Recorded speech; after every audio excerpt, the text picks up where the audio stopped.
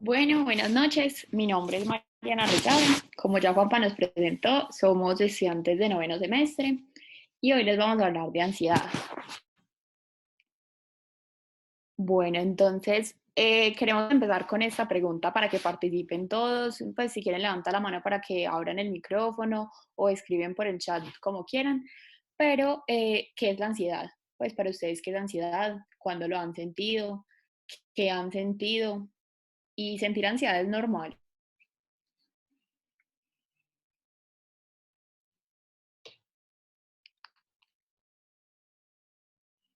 Si alguien quiere hablar, él levanta la mano, yo le activo el micrófono.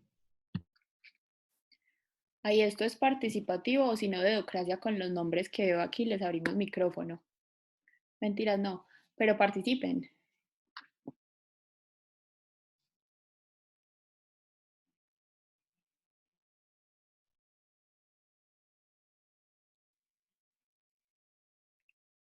Camila dice que es miedo exagerado y que no es normal. ¿Alguien piensa otra cosa?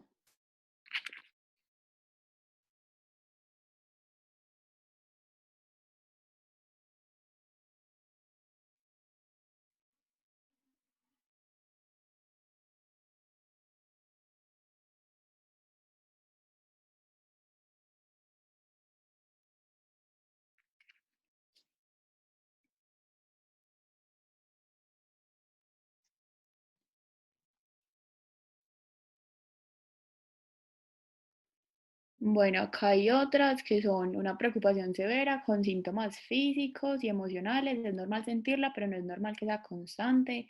Una predisposición al futuro, preocupación constante por el futuro, normal en ciertas situaciones, patológico cuando es constante, preocupación excesiva, miedo excesivo. Puede ser normal por situaciones estresantes, sensación de preocupaciones excesivas. eh, Listo, lo has sentido cuando se aproximan eventos importantes o estresantes, por lo general una predisposición al futuro de manera negativa. La ansiedad es normal, la podemos vivir en algún momento de nuestras vidas.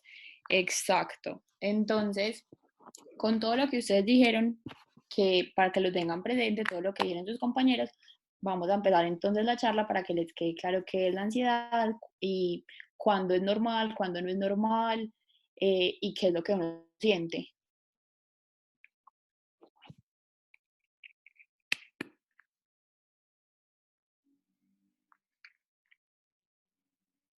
María, eso. Bueno, entonces la charla está dividida como, pues tenemos este índice, vamos a hablar de la definición, un poquito de epidemiología, la fisiopatología para entender qué es lo que realmente pasa en una persona con ansiedad, los trastornos de ansiedad nos vamos a enfocar principalmente en dos y el tratamiento general de las personas con ansiedad.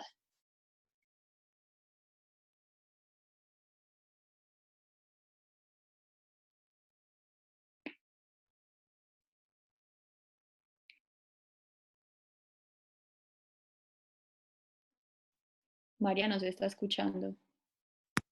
Ya, Mari, Ya, sí, ya. ya, Sí. listo. No sé por qué, ¿qué pasó? Listo. Entonces vimos que algunas personas estaban respondiendo que era normal y otras estaban diciendo pues que no era normal. Y por eso quisimos empezar como con esta diapositiva. No es esta, perdón. ¿Qué es esto? Ay, no, perdón, qué pena. Sí, yo les dije que ya, perdón. Listo, entonces quisimos empezar con esta diapositiva que es sobre la ansiedad normal. Entonces sabemos que la ansiedad es una respuesta fisiológica a una señal de alerta y es algo que nos está advirtiendo sobre un peligro y que nos pone a actuar. Entonces vamos a diferenciar que algo es miedo y otra cosa es ansiedad. Normalmente el miedo se define como la respuesta hacia algo que es conocido, que es inminente, que yo lo estoy viendo ya y que estoy consciente de lo que estoy viendo. Mientras que la ansiedad es algo más inconsciente, algo más desconocido y que se está aproximando a situaciones futuras que yo en este momento no estoy viendo ni sintiendo. Entonces, hablando de que la ansiedad es algo normal, aquí tenemos una imagen donde se muestra una línea del tiempo que habla sobre momentos en donde el miedo es algo normativo. Entonces, Principalmente lo ponen pues como de la infancia a la adolescencia y podemos ver que todos nos podemos sentir como identificados con estas ítems de miedos normativos que hay y por ejemplo en la infancia es muy común el miedo a la separación, pero no quiere decir necesariamente que sea una ansiedad, pues un trastorno de ansiedad a la separación. Ya avanzando un poquito más como a la niñez empiezan miedos a cosas específicas, no siendo una patología o un trastorno de fobia específica, como al fuego, al agua, a la oscuridad, sobre todo este miedo a perder como personas de apego, el papá, la mamá, yo creo que todos lo hemos sentido. Avanzando como la edad escolar empieza el miedo a las presentaciones, al colegio y hacia la adolescencia, el rechazo pues que uno pueda tener como de los pares. Entonces, viendo como toda esta línea y mostrando que hay miedos normativos, nos preguntamos entonces cuándo la ansiedad es patológica. La ansiedad se vuelve patológica cuando esos síntomas son marcados, son persistentes, casi siempre los criterios del DSM-5 dicen que 6 meses, y cuando genera una disfuncionalidad marcada en el paciente, ya sea en los aspectos pues, de la vida diaria, sea en lo social, sea en lo laboral, o sea, las relaciones interpersonales. Un paciente con una ansiedad patológica se me puede presentar, por ejemplo, con preocupaciones excesivas que son constantes, con temores y con síntomas como muy vagos, como insomnio, tensión, cansancio, falta de apetito, cefalea, que uno dice, pues yo no sé qué tiene este paciente y va a llegar mucho a la consulta de medicina general. Entonces, para que lo tengan como en cuenta cuando llegan estos pacientes como con síntomas vagos. También se pueden presentar con ataques de pánicos inesperados. Esto ya sería más como trastorno de pánico específicamente. Y se pueden presentar con temor intenso y necesidad de evitar, que es una conducta muy frecuente en los trastornos de ansiedad. Entonces, hablando pues como de la importancia de esta patología, lo demuestra la epidemiología. Los trastornos de ansiedad es la patología mental más prevalente a nivel mundial. Podemos ver que a lo largo de la vida, en general, los trastornos de ansiedad tienen una prevalencia del 14%. Y ya como hablando de cada uno de los trastornos de ansiedad, los más frecuentes son las fobias específicas y la fobia social. Nosotros vamos a hacer énfasis en lo que es el trastorno de pánico y la ansiedad generalizada, no porque sean los más prevalentes, que aquí podemos ver pues como que en realidad son de los menos prevalentes, pero sí porque nos pueden llegar, digamos, a lo que es un servicio de urgencias o a una consulta de medicina general. Otra de las, pues como de por qué es tan importante la ansiedad, es que es la sexta causa de discapacidad a nivel mundial, es una enfermedad muy incapacitante por los síntomas que se presentan y que la principal carga de la enfermedad se encuentra entre los 15 y los 45 años. Y esto va a ser muy importante porque esta es la edad en la que las personas son más laboralmente activas, entonces los incapacita más para trabajar. Va a ser más frecuente en las mujeres con una relación, perdón, ahí me equivoqué, es mujer-hombre 2-1. Y tener en cuenta que es una patología de inicio temprano, puede ser desde la niñez con los trastornos de ansiedad de separación, las fobias específicas, pero es más que todo desde la adolescencia y la adultez temprana. En la adolescencia, sobre todo los trastornos de ansiedad social y ya en la adultez, los trastornos de ansiedad generalizada y los trastornos de pánico y agorafobia. Y podemos ver que según las etapas de la vida, eh, los trastornos que se presentan van muy como en las situaciones que están viviendo estas personas. O sea, si se encuentran en el colegio, si empieza como a relacionarse con más personas o si ya empieza a tener carga laboral. Bueno, se presenta más en estratos socioeconómicos bajos y algo también muy importante son las comorbilidades. Hasta en el 50% de los pacientes con trastornos de ansiedad van a tener otras comorbilidades psiquiátricas. En el caso del trastorno de ansiedad generalizada es muy frecuente que se presenten en algún tiempo de su vida con trastorno de depresión mayor. Los trastornos de personalidad también van a ser muy frecuentes y los trastornos por consumo de alcohol y sustancias psicoactivas. Y también súper importante que estos pacientes, si no los tratamos, tienden a ser crónicos y refractarios y recurrentes en los síntomas. Bueno, entonces hablemos un poquito de la fisiopatología. La fisiopatología no está muy clara, pues porque obviamente son como cosas del sistema nervioso central que no tienen tantos estudios o, pues, o que no son tan claras, pero en general se sabe que es pues, que es una patología multifactorial. Como les dije, no está completamente entendida. Se sabe que tiene como una relación con la amígdala, que es una estructura anatómica del sistema nervioso central, que ya más adelante les voy a hablar un poquito más de ella. También hay teorías en la parte psicobiológica, como en la parte como que viene más, no tanto médica, sino más como psicológica, y es como que la exposición a edades tempranas de situaciones estresantes o eventos adversos en la infancia, como que promueven la aparición de la ansiedad, como decía María, que es una enfermedad que inicia temprano, pero que se cronifica pues a la adultez y tiene una carga genética importante. Por ejemplo, si hay padres con trastornos de ansiedad, tiene una heredabilidad de aproximadamente el 30 al 50%. Bueno, entonces en cuanto a la parte como biológica de la enfermedad, entonces se ha dicho, pues existen teorías de que hay como un desbalance entre los neurotransmisores, principalmente la noradrenalina, la serotonina y el GABA. ¿Por qué? Entonces, como vamos a ver precisamente como en estas patologías que nosotros les vamos a hablar del trastorno de ansiedad generalizada y los trastornos de pánico, son muy importantes la noradrenalina y la serotonina para la fisiopatología y el GABA para el tratamiento. Entonces, la noradrenalina es el neurotransmisor, como sabemos, encargado como de la respuesta simpática. Entonces, sabemos, pues conocemos el eje hipófisis-hipofisiario con la hormona, pues con la hormona corticotropina que va pues a suprarrenales para liberar noradrenalina.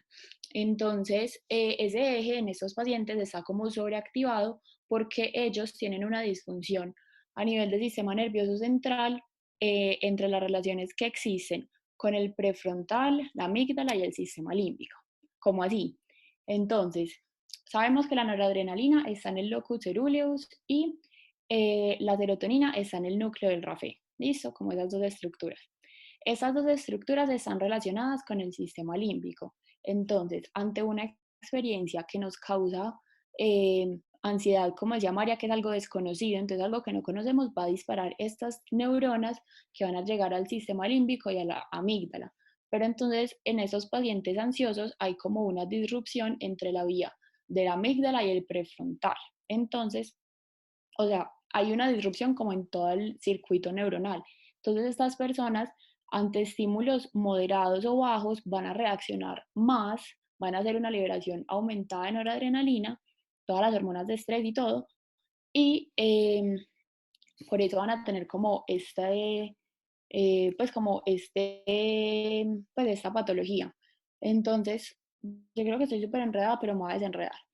Em, entonces, lo que pasa es, la amígdala es como el receptor de miedo que uno tiene en el cerebro. Entonces, ante estímulos pues como miedosos o adversos, la amígdala es quien se activa. Eh, Estos pacientes activan excesivamente ante estímulos pequeños y además no tienen esa extinción que uno suele hacer ante los estímulos de que ya sé que son, pues no sé, digamos como que la cucaracha no me va a hacer nada, entonces yo ya aprendo que la cucaracha no me va a hacer nada, entonces yo ya sé que cuando vea la cucaracha, pues la cucaracha no me va a hacer nada. Estos pacientes no tienen como esta extinción, entonces lo que hace es que cada que ven la cucaracha se van a morir del susto, van a empezar a sudar, se van a poner rojos, les va a dar mareo, sienten que se van a morir, entonces eso es como una de las alteraciones. Entonces es importante saber que la noradrenalina es como la que se encarga de la ansiedad crónica y que la serotonina es la que se encarga de los ataques de pánico, por ejemplo, o de los momentos como agudos. Entonces es importante saber esto porque así sabemos más adelante con el tratamiento por qué es que le sirven los inhibidores de recaptación de serotonina o los medicamentos duales, o por ejemplo el GABA, que no les había hablado del GABA, es que estos pacientes tienen como receptores GABA pues, a nivel occipital que responden muy bien a las benzodiazepinas pues, o sea, como que no se sabe muy bien qué es lo que está pasando, pero por el tratamiento se sabe que responden muy bien, entonces se sabe que, por ejemplo, antagonistas de benzodiazepinas desencadenan episodios de pánico o ataques de ansiedad o como picos crecientes de la ansiedad. Todo eso que les digo es como lo que se ha visto según el tratamiento, pero en realidad los estudios no son consistentes con esto y pues como que no se ha encontrado claramente como que si de verdad sí son los neurotransmisores o qué más hay, si hay mutaciones en los genes o qué. María, dale. Eso. En cuanto a los factores neuropsicológicos, lo que les había dicho, pues hay como estudios que han mostrado como la parte funcional del cerebro, les hacen estudios, les hacen PET, CT o resonancias funcionales y ahí se ve como que cuando se los hacen a los pacientes hay un aumento del consumo occipital, hay un aumento del consumo de la glucosa occipital, entonces está como funcionando más. También se encuentra en el temporal posterior derecha, en el giro inferior, en el cerebelo, y en las resonancias funcionales como que se dan cuenta que estos pacientes como que ante pistas, eh, pues como que perciben más el peligro, más el daño, como que están prevenidos ante todo, entonces hay una respuesta general, pues respuesta anticipatoria emocional más aumentada. Ellos en la parte cognitiva, como vamos a ver más adelante, pues como que para que sea una patología tiene que comprometerse lo cognitivo, lo físico y, ay, se me escapa el otro componente, pero María ya se los dice. Ellos buscan la explicación del origen, pues como por qué se preocupan tanto. Entonces las personas con ansiedad son como, están buscando constantemente como pistas en el entorno de amenaza, se preocupan intentando solucionar un problema, están intentando evitar el miedo. Ellos no toleran la ambigüedad porque la ambigüedad como que la consideran una amenaza, entonces para ellos es blanco-negro o si no, no les sirve. Y ellos consideran que todo es peligroso. Lo que les decía en cuanto a al componente como social y psicológico es que pues, se ha visto que los niños que se exponen a condiciones como adversas, que los papás son pues como sobreprotectores, que no los dejan como que se desarrollen su comportamiento como de búsqueda y de exploración, que es normal en los niños, tienden a ser más ansiosos porque como a los padres al ser tan estrictos, tan sobreprotectores, como que hacen que los niños cambien como su esquema mental y piensen que las cosas están como mal hechas o que tienen que preocuparse por todo, pues como que digamos que no los dejan como disfrutar ese conocer las cosas porque los papás están muy preocupados intentando como que todo esté perfecto para ellos, que todo esté bien, que no se aporren, que no les pase nada. Entonces como que ellos sienten que si se salen de ese esquema, pues como que está mal. Entonces, pues es importante saber que esto también se presenta en los niños, además de las fobias, pues como por la ansiedad por separación, pueden tener también, por ejemplo, trastorno de ansiedad generalizada. Y ya en cuanto como los síntomas generales que van a presentar los pacientes, son los síntomas que todos hemos sentido alguna vez en la vida, sea por una exposición, como yo en este momento, sea por, van a salir con el niño que les gusta o la niña que les gusta, cualquier cosa, todo eso es ansiedad, pues, o sea, y es normal, porque como dijo María, pues, o sea, nos estamos previniendo algo que no conocemos, no sabemos qué va a pasar. Entonces, por ejemplo, es una preocupación excesiva, ellos tienen hiperactividad simpática, entonces sudan, se ponen rojos, taquicárdicos, taquipneicos, hipertensos, les da dolor de cabeza, les duele el cuello, tienen tensión muscular, es súper frecuente que sean el cuello.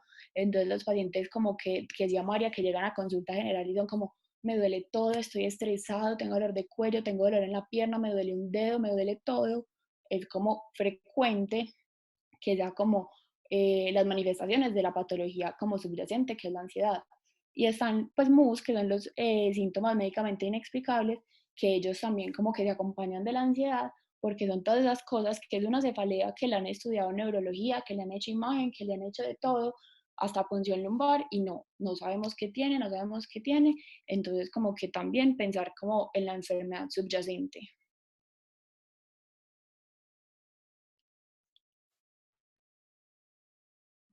Listo. Bueno, entonces, cuando hablamos de trastornos de ansiedad, vimos que las manifestaciones físicas son exactamente las mismas para todos los trastornos de ansiedad y todos tienen las mismas conductas de evitación ante ese estímulo que les provoca la ansiedad. Pero la pregunta es entonces, ¿cómo diferenciar qué tipo de trastorno de ansiedad tiene mi paciente? Y la respuesta a esto está en que lo diferencia es la cognición que el paciente tiene hacia el evento. Entonces, por eso les traemos como un ejemplo que es, llega una persona a la consulta y les describe que las multitudes le generan pánico, específicamente en los centros comerciales. Entonces ustedes se preguntan, pues yo no sé qué tipo de ansiedad es ese. Indagando un poquito más y cuando vemos cuál es la cognición del paciente, podemos ver que si el miedo es, por ejemplo, a quedar incapacitado para escapar de ese sitio, si le da un ataque de pánico, se trata específicamente de una agorafobia. Si el miedo es a ser evaluado, a sentirse avergonzado como por los pensamientos que tengan los demás sobre él, se va a tratar de una ansiedad social. Si el miedo es a que en ese momento y en ese lugar le dé un ataque de pánico y sentir que va a morir, a volverse loco o a perder el control, se trata de un trastorno de pánico. Si el miedo es a separarse de una figura de apego, sea mamá, papá, esposa, etcétera, se trata de un trastorno de ansiedad de separación. Y si el miedo es específicamente a algo que hay en ese centro comercial, por ejemplo, los ascensores, las fuentes, algo específico, es una fobia específica. Pero tener en cuenta pues que cualquier persona que vaya a un centro comercial puede tener miedo a cualquiera de estas cosas, pero recordar que lo importante es que ese miedo es persistente, es exagerado y genera disfuncionalidad en el paciente. Entonces, vamos con el trastorno de pánico. La etiología, como en toda la psiquiatría y la mayoría de enfermedades, es multifactorial. Hay un componente genético importante. Se dice que si uno tiene un familiar de primer grado, el riesgo de tener un trastorno de pánico aumenta 4 a 8 veces. Está el componente pues, que ya nos explicaba Mari, que es un aumento en el tono simpático, pero en el trastorno de pánico hay un predominio de la serotonina sobre el resto de neurotransmisores que se encargan de los trastornos de ansiedad y hay un aumento como en la sensibilidad de los receptores de serotonina de la postsináptica. Esto además se ha demostrado en algunos estudios experimentales en los cuales se hace provocación farmacológica y se ha visto que estos pacientes ante atenuantes como la yohimbina, que es un antagonista alfa 2, entonces aumentaría la actividad simpática, el flumazenil, que es un antagonista GABA o la cafeína, se les desencadenan crisis de pánico. Dentro de la neuroimagen, específicamente los pacientes con trastorno de pánico, se ha visto que tienen un predominio de vasoconstricción a nivel pues, cerebral y que esto es lo que hace que tengan síntomas como vértigo, como mareo, como cefalea. Y específicamente en el lóbulo temporal presentan atrofia del lóbulo temporal derecho. Y los factores psicosociales que ya nos decía Mari, que son eventos en la niñez o eventos pasados como abuso sexual, que es muy frecuente, o abuso físico, etc. Entonces, ahorita les decía que nos parecía que el trastorno de pánico era muy importante porque es un paciente que puede llegar al servicio de urgencias. Entonces, ¿cómo va a llegar este paciente? Llega un paciente joven, 20, 30 años, que no tiene ninguna comorbilidad y que dice que de la nada le empezó un dolor torácico, que los síntomas empezaron a crecer con intensidad y con rapidez. Tiene síntomas autonómicos además del dolor torácico y él asocia esos síntomas a que se va a morir de un infarto. Entonces, primero tener en cuenta que, como decíamos ahorita, lo que diferencia a este paciente es la cognición, pero cualquier paciente con un dolor torácico puede sentir pues, que va a morir de un infarto y tener esa cognición. Lo otro, entonces, es que estos pacientes normalmente no tienen ningún desencadenante, entonces eso también lo podría confundir a uno en el servicio de urgencias, pues porque si él dice que o sea, que tuvo el trastorno de pánico ante algo, uno dice, bueno, es una fobia o algo así, pero normalmente a estos pacientes les empiezan los síntomas de forma súbita y sin ningún desencadenante. En algunas, pues como bibliografías, se describe que hay atenuantes como el ejercicio físico, la actividad sexual, el trauma emocional, ¿sí? Como cosas que aumentan la actividad del sistema nervioso simpático. Entonces, ante este paciente, lo que tenemos que tener en cuenta es que me llega al servicio de urgencias y yo digo, bueno, puede ser algo, pues cualquier patología orgánica, puede ser un infarto o cualquier cosa dependiendo de los síntomas que sean los que más predominen. Y si estoy pensando en algo psiquiátrico, puede ser cualquier otro trastorno mental, porque se ha visto que lo que es las fobias específicas, la fobia social, el trastorno de estrés postraumático, también se presentan con ataques de pánico, o puede ser específicamente un trastorno de pánico. Entonces vamos a ver cómo podría yo diferenciar esto. Entonces, cuando sospechar que la causa no es psiquiátrica, así este paciente tenga un antecedente psiquiátrico, por ejemplo. Entonces, pensar en las características atípicas. Por ejemplo, entonces los diagnósticos diferenciales que yo tengo que tener en cuenta son el uso y el abuso de sustancias psicoactivas. ¿Cuándo pensarlo? Cuando al paciente le iniciaron los síntomas, cuando estaba durante fase de intoxicación, o sea, estaba consumiendo la sustancia, o en fase de abstinencia. Dice que había dejado de consumir la sustancia, pues la había parado y empezó con estos síntomas de manera repentina. También se puede tratar de un hipertiroidismo. Esta enfermedad puede acompañarse de los síntomas autonómicos que estábamos viendo. Y cuando sospecharlo, en ese paciente que además tiene otros síntomas que me hablan de hipertiroidismo, no sé, tiene óseo, tiene exoftalmos, tiene como disminución de ¿cómo se dice eso? Pues como que no soporta el frío, no soporta el calor, etcétera. Entonces, en ese paciente, pensarle hacerle un perfil de hormonas tiroideas. También, como el paciente estaba diciendo que tenía un infarto, se puede tratar de una enfermedad cardíaca, ya sea una angina, sea un infarto.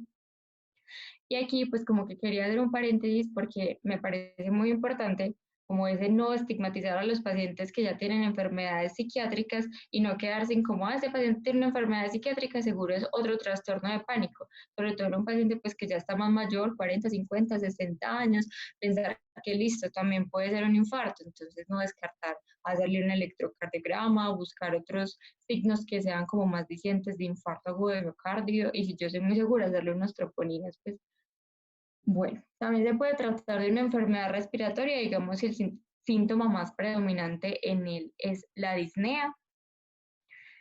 Y cuando el paciente tiene pérdida de conciencia, ahí pensar, eso no es ningún trastorno de pánico, aquí se trata más bien como de una convulsión. O si ya viene siendo tratado y ha sido refractario al tratamiento o viene acompañado, por ejemplo, de hipertensión maligna, hipertensión mal controlada, pensar en un feocromocitoma. Entonces, tener en cuenta que todas estas patologías se pueden presentar con síntomas autonómicos y que me puede llegar al servicio de urgencias como una crisis de pánico o si puede ser una crisis de pánico. Entonces, el diagnóstico del DSM-5 y el ACID-10 dicen que en el trastorno de pánico se trata de ataques de pánico que son imprevistos y recurrentes. Eso le empezó de la nada y que le empezaron a subir los síntomas, o sea, alcanza su máxima expresión en cuestión de minutos.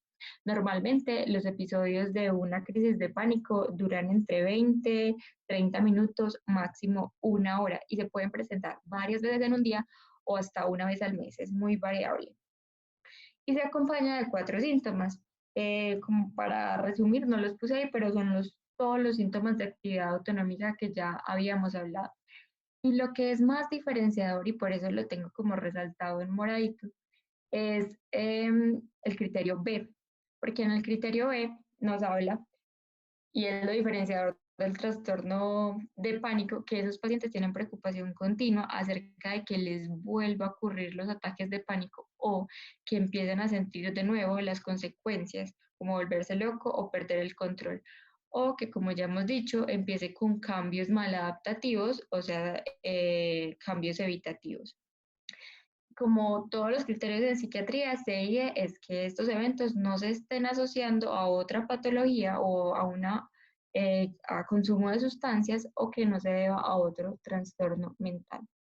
Al final vamos a hacer como la explicación de todo el tratamiento, pero les quería especificar que en trastorno de pánico se habla que la benzodiazepina que tiene mejor efecto, según los estudios, es el alprazolam, pues para trastorno de pánico es el alprazolam, y la paroxetina por su efecto sedante. Ya de segundo lugar están los otros inhibidores selectivos de la recaptación de serotonina, y siempre tener en cuenta que el tratamiento farmacológico se debe combinar con la terapia cognitivo-conductual, y que si el paciente, aparte de trastorno de pánico, tiene algún síntoma depresivo, que vimos que la comorbilidad es muy frecuente, el inhibidor selectivo de recaptación de serotonina a elegir sería la fluoxetina. Listo. Entonces ahora vamos a continuar con el trastorno de ansiedad generalizada. Entonces, ¿qué es el trastorno de ansiedad generalizada? María, dale. María. Eso. Es una preocupación excesiva por múltiples situaciones de la vida. Estos pacientes se preocupan por todo, o sea, se preocupan por todo, se preocupan por la familia, se preocupan por el trabajo, se preocupan por la salud, se preocupan por el otro, se preocupan por lo que va a pasar. Esto pues como para considerar lo que, pues porque es normal uno preocuparse por ciertas cosas, pues en estos momentos uno se preocupa por el coronavirus y qué va a hacer, por ejemplo, de nosotros en el semestre. Eso es una preocupación, pero eso no es un trastorno de ansiedad generalizada. Pero entonces como una preocupación por muchas cosas, y este debe ocurrir por lo menos durante 6 meses y debe ocurrir la mayoría de los días, la mayor parte del día. Estos pacientes suelen referir que no son capaces como de dejar de pensar en eso, que no son capaces de dejar la mente en blanco, que siempre tienen un pensamiento, que por más que intenten como, pues como que de verdad no pensar en las cosas, siempre hay un pensamiento como que les invade la mente. Y esto, pues como esta preocupación excesiva se debe acompañar por al menos 3 de los siguientes síntomas, que son pues lo mismo, los síntomas autonómicos. En los niños solamente se debe acompañar de uno de los síntomas.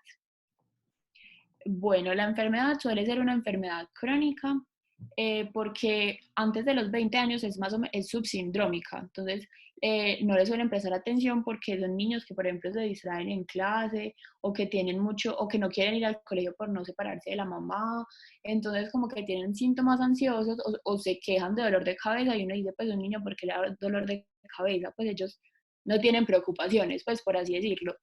Entonces como que se manifiesta como muy subsindrómico, entonces no le prestan la suficiente atención, no lo cogen a tiempo, entonces por eso tiende a ser una enfermedad crónica con tendencia a ser fluctuante, a tener recaídas, o sea, ellos uno les da el tratamiento, pero de todas maneras si se suspende el tratamiento o si se presentan eventos adversos o situaciones estresantes, si ellos por ejemplo no están de la mano de psicoterapia, tienden muy fácilmente a volver a que todos los síntomas ansiosos vuelvan y pues como que se disparen.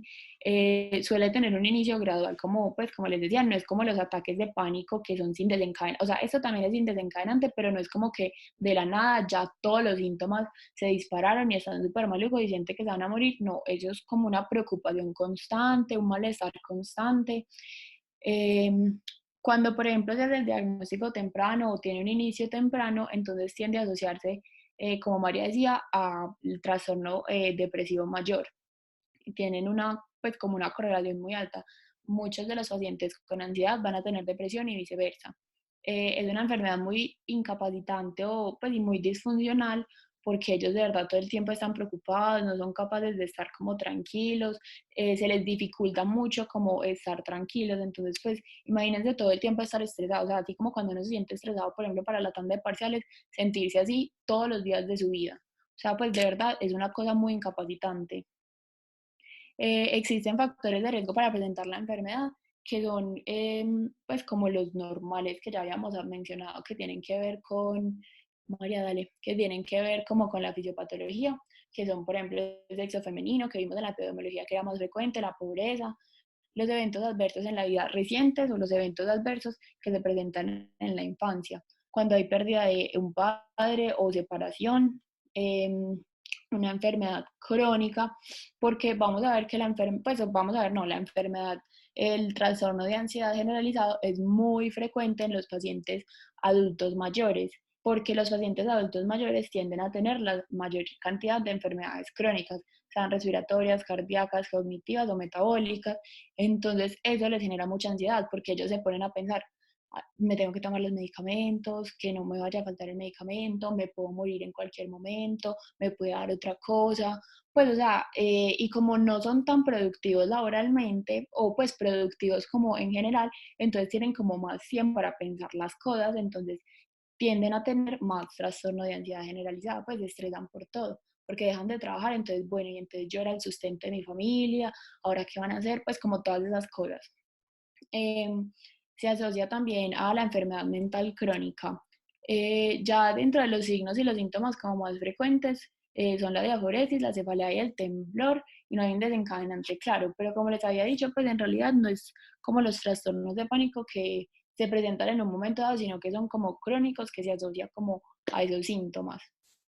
En cuanto al diagnóstico, esos son los criterios del DSM-5, pues están en orden hacia la E, entonces para que sea ansiedad, pues trastorno de ansiedad generalizada, tiene que ser una ansiedad excesiva o preocupación la mayoría de los días por al menos 6 meses en diferentes ámbitos, pues no puede ser solamente como que me estreso por el trabajo, me estreso por los amigos, me estreso por las cosas, sino que tiene que ser como general por todo.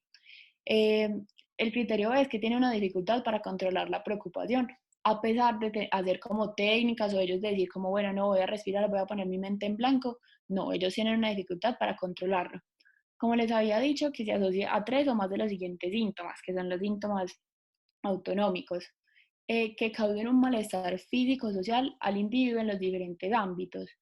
Que esta patología pues no se atribuya a una condición orgánica, porque ya vamos a ver los diagnósticos diferenciales, y que no se explique mejor por otra patología mental. Una cosa importante pues que me parece importante resaltarlo, y es que, como les había dicho, el trastorno de ansiedad pues, se relaciona mucho con el trastorno depresivo mayor, pues se pueden presentar los dos simultáneamente. Cuando eso pase, es más importante, o lo que se debe hacer es primero tratar el trastorno de depresión mayor, y ya después, si con los medicamentos que le estoy dando al trastorno de depresión mayor no se mejoran los trastornos ansiosos, sí enfocarse en el trastorno ansioso. Pero como sabemos, el trastorno de depresión mayor se trata con inhibidores de la recaptación de serotonina, esos tienden también a mejorar los síntomas ansiosos de por sí.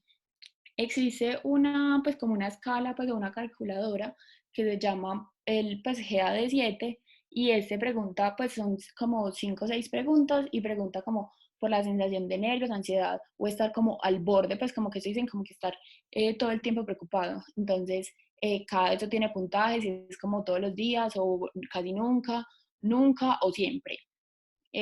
Incapacidad para dejar de preocuparse, preocupación por varias cosas, si está inquieto, si tiene irritabilidad fácil y miedo a que algo malo le ocurra. Y ya eso pues como que se califica para saber si tiene pues como no ansiedad, pues como que le ayude a uno como médico, como orientar, como será que este paciente sí puede tener esto, ¿no? Pues como una herramienta que nos sirve como nosotros como médicos generales.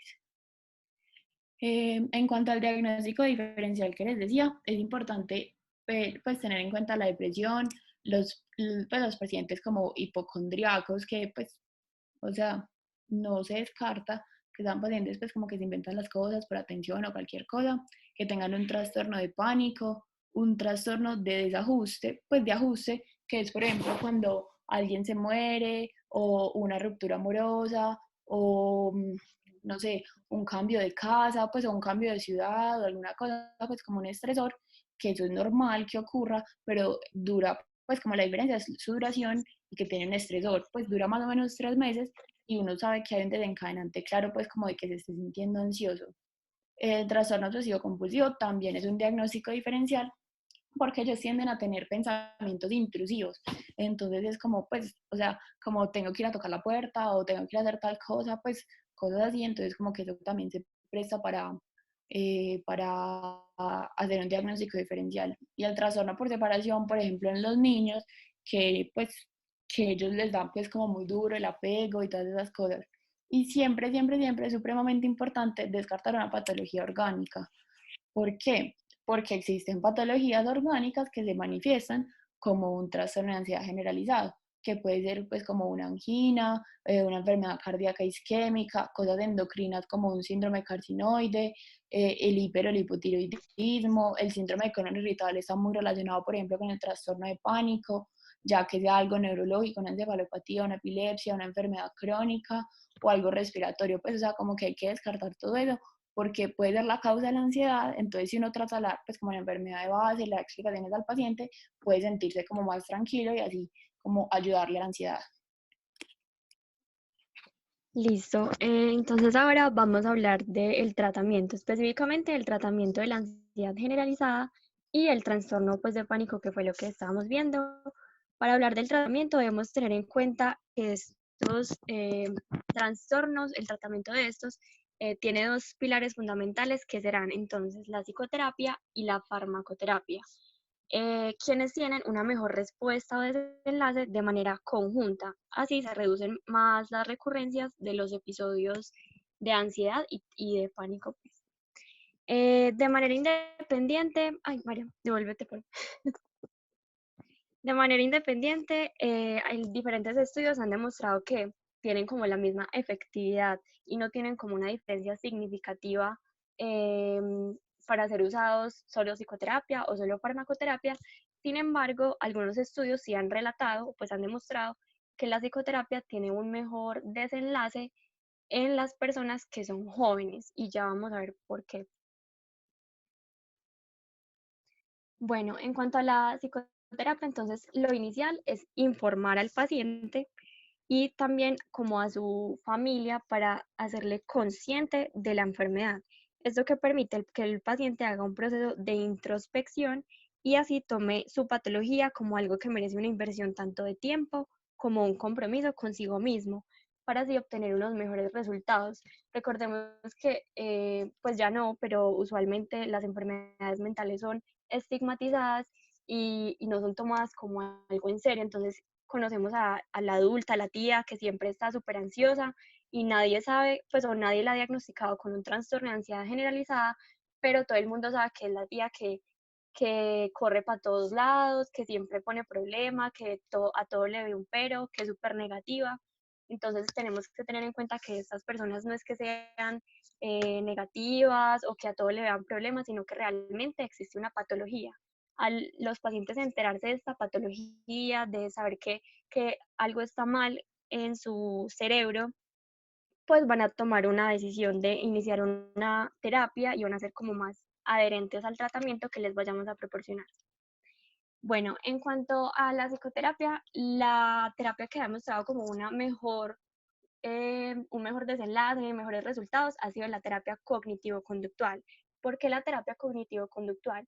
Porque la terapia cognitivo-conductual lo que hace es como desestructurar o reorganizar ese proceso de el análisis de las situaciones. Entonces, ¿qué vamos a hacer? Entonces, primero vamos a tener una situación. Digamos que Mariana, mi amiga, me miró súper mal. Entonces, a partir de esa situación, vamos a crear un pensamiento según nuestras concepciones personales, según cómo hemos sido educados, en fin. Entonces, mi pensamiento puede ser o malo o bueno. El pensamiento puede ser, ya está cansada de mí porque quién sabe qué le hice, no sé qué pasó, o puede ser, ¿será que le pasa algo? Pues quién sabe qué le hice, le va a pedir disculpas o algo así. El sentimiento entonces es como la sensación, pues como la emoción que sentimos en ese momento, que sería, por ejemplo, ira, o sería como tristeza, enojo, porque Mariana me miró feo. Y la reacción física ya sería pues lo que se manifiesta en nuestro cuerpo, que sería, por ejemplo, puede ser un flushing facial, me enrojezco, muestro mira, ciñendo pues, la frente, arrugando la frente, o por ejemplo, tomando una actitud distante. Y ya finalmente pues vamos a tener una conducta que se generó a partir de esa situación, que sería, dependiendo de nuestras concepciones, que hablar con Mariana y preguntarle, Mariana, ¿qué te hice? ¿Por qué me estás mirando feo?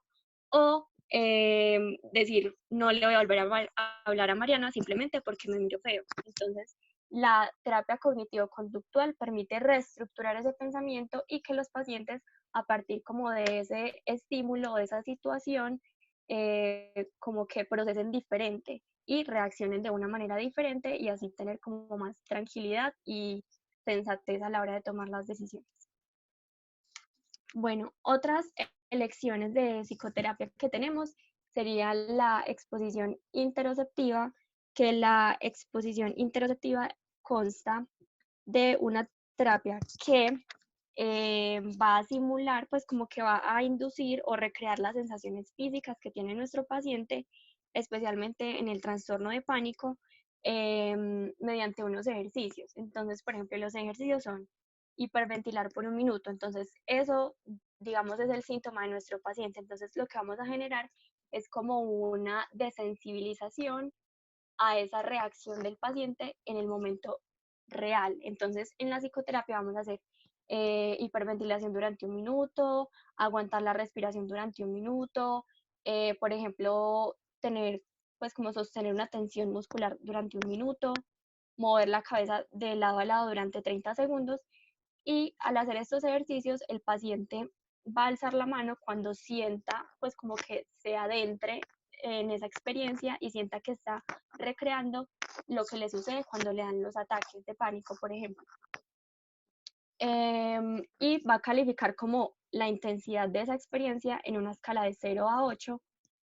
Y pues la idea de la psicoterapia es que más o menos en unas 12, 10 sesiones, el paciente pueda como disminuir la intensidad de esta sensación. Entonces, al momento en que ya en el momento real que le produce el pánico, le den estos ataques, el paciente va a tener herramientas para actuar frente a estos. Por ejemplo, en la psicoterapia se le instruye sobre la herramienta de la respiración y ser consciente como de lo que está sintiendo y le va a ser muy útil en el momento real. Y por otro lado tenemos los libros de autoayuda, que estos no son como de superación personal y como de salir adelante, sino de mejorar la introspección de nuestro paciente, como la conciencia del paciente frente al trastorno. Entonces, decir cómo explicarle por qué sucede el trastorno, cuáles son los síntomas, cuáles son las posibles estrategias, no solo farmacológicas, sino también desde casa para hacer en medio de la terapia.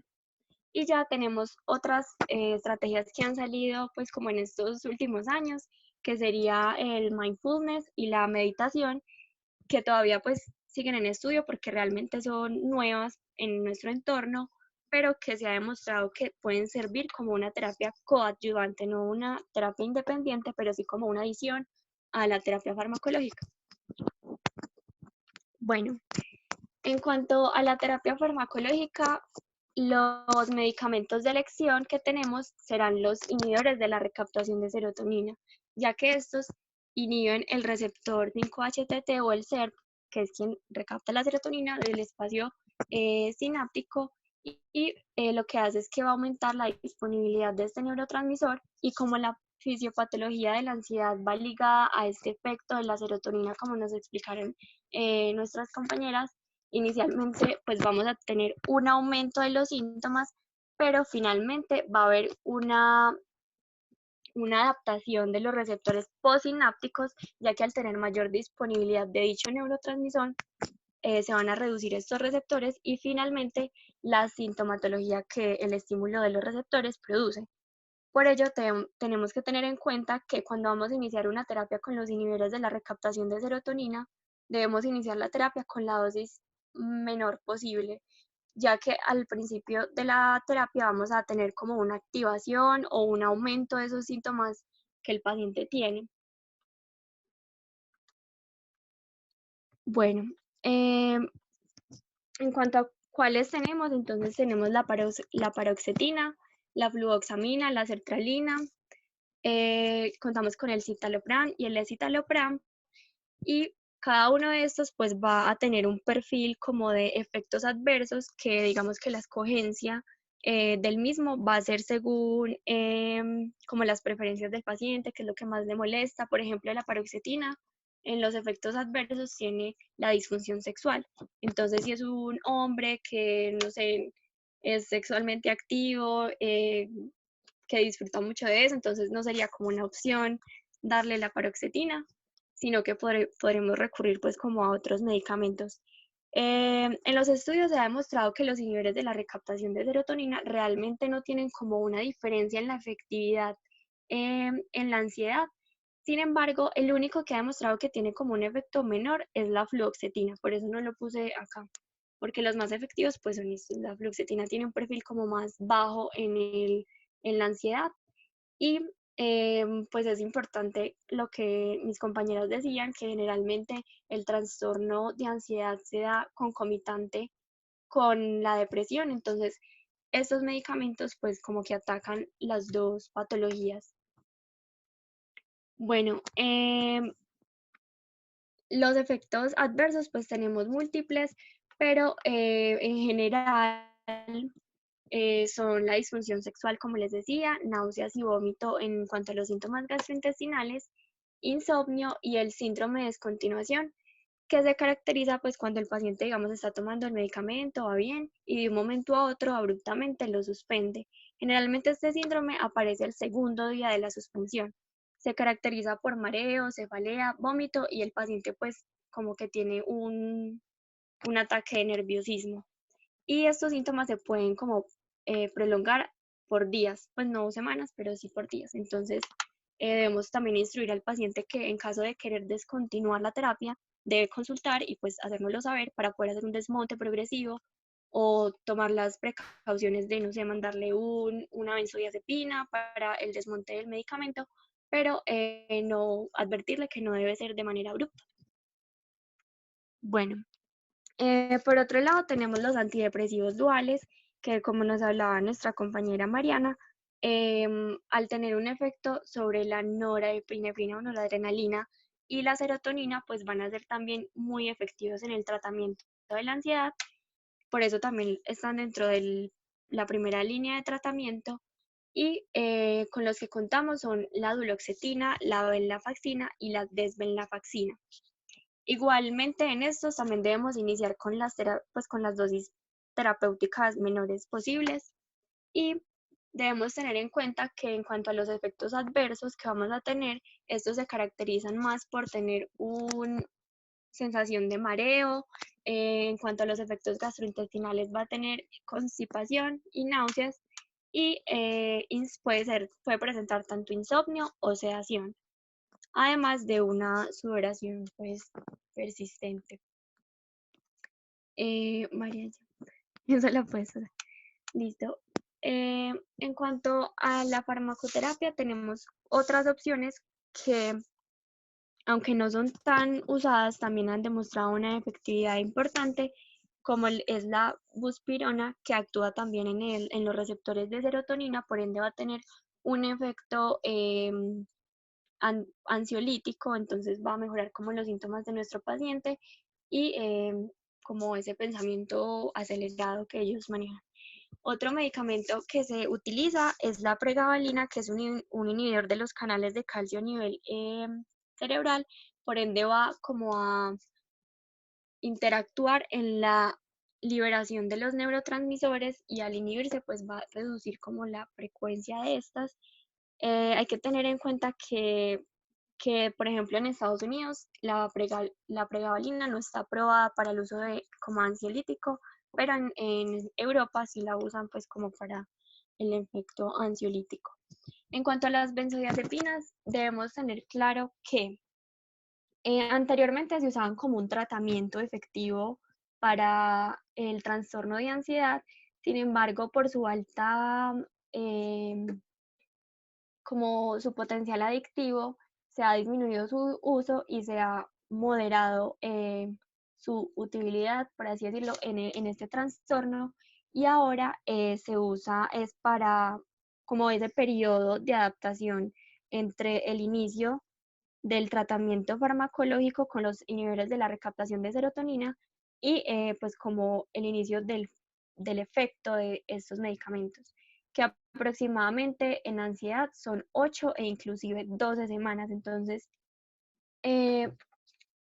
inicialmente pues debemos advertirle al paciente que no va a ser un efecto inmediato, que que no va a mejorar sus síntomas de repente, sino que es un proceso y que requiere una adaptación a nivel cerebral para poder empezar a sentir la mejoría.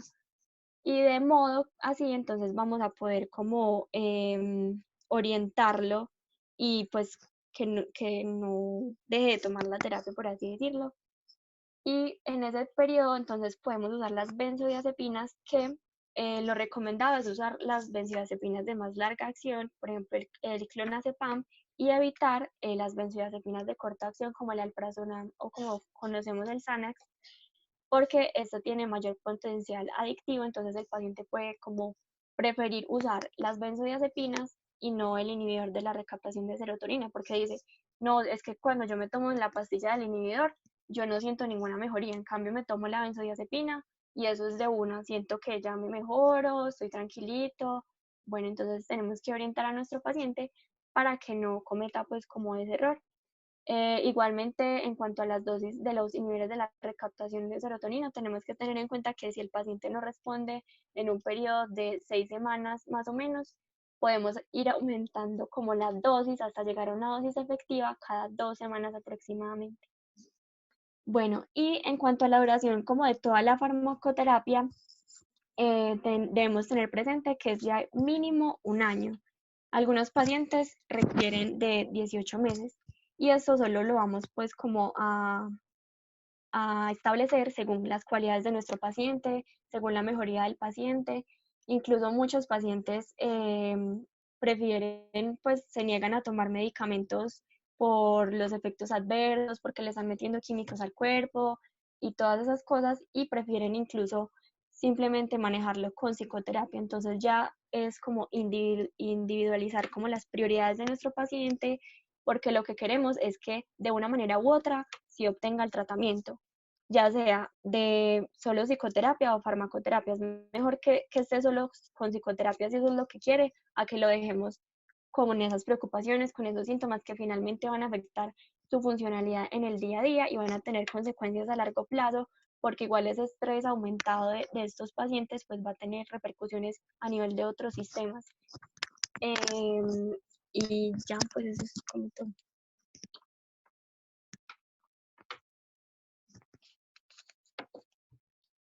Bueno, niñas, muchísimas gracias. Estuvo muy buena su charla, muy entendible. Muchas gracias. Les vamos a pasar entonces a la parte de las preguntas. ¿Listo? Cami pregunta, ¿en el ataque de pánico hay indicación de uso de benzodiazepinas a necesidad al inicio del tratamiento o se deben tomar todos los días? Sí, en el ataque de pánico, perdón, me faltó decir eso, está indicado como medicar al paciente o como que el paciente tenga como terapia de rescate, por así decirlo, el uso de benzodiazepinas, especialmente pues de larga acción, como ya lo dije, para evitar como ese potencial adictivo que tienen. Pero vemos que muchos pacientes pues manejan el alprazolam, que es pues, de corta acción, pero sí está indicado el uso de este medicamento como terapia de rescate, y como dije, no es lo máximo, pues como no es lo mejor enviarle al paciente como terapia basal, como terapia de profilaxis de los ataques de pánico. Perfecto. Preguntan, ¿en una crisis de ansiedad mi paciente puede perder la visión y al mismo tiempo manifestarse cefalea intensa?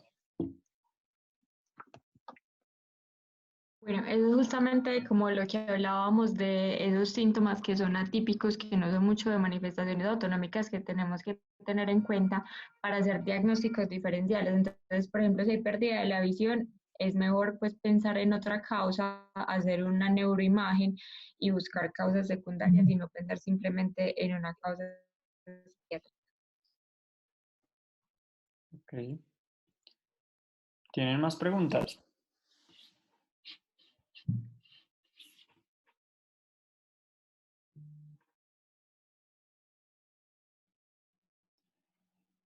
Ok. En un paciente que presenta ansiedad, pero también esquizofrenia, se pueden formular los inhibidores de recaptación de serotonina y las benzodiazepinas de corta acción, o por el contrario, estas benzodiazepinas de larga acción podrían empeorar la parte de la esquizofrenia. Mm. Yo creo que esa pregunta te la debo. Pues yo te respondo, pero te la debo, te la puedo publicar por el grupo o algo así, pero yo busco para contestarte la pregunta. Pues yo pensaría que sí se puede utilizar, porque si pensamos como en la fisiopatología de la esquizofrenia, no nos afectaría ninguna de las vías dopaminérgicas. Yo pensaría, pero sí, ahorita contestamos. Me imagino que tú te refieres es como al efecto sedativo que tiene las benzodiazepinas.